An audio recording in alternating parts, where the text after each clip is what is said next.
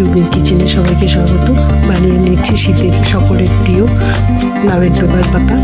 ডালের বড়ি দিয়ে প্রথমে কড়াই গরম করে তেল দিয়ে তার মধ্যে দিয়ে দিচ্ছি ডালের বড়িগুলো। একটু লাল লাল করে ভেজে উঠিয়ে নিব এবং সেই তেলের মধ্যে দিয়ে দিব একটু কালো জিরে, একটু রাঁধুনি আর 4-5টা কাঁচা লঙ্কা।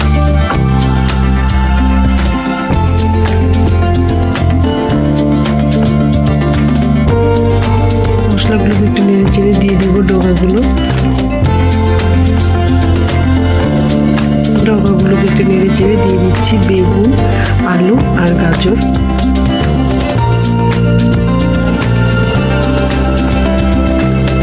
সব সবজিগুলো দেওয়া হয়ে গেলে ভালো করে একটু নেড়ে চেড়ে নেব। তারপর দিয়ে দিব এর মধ্যে একটু লবণ, একটু হলুদ,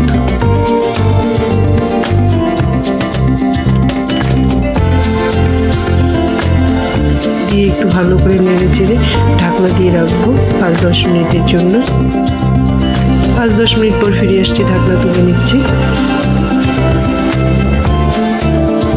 এবার ডগাগুলোর মধ্যে দিয়ে দিব লাউয়ের পাতাগুলো।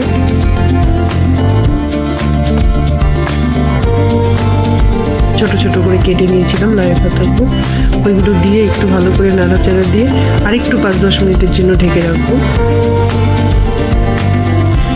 ঢাকনা তুলে নাড়াচাড়া করে একটু এর মধ্যে দিয়ে দিব চিনি।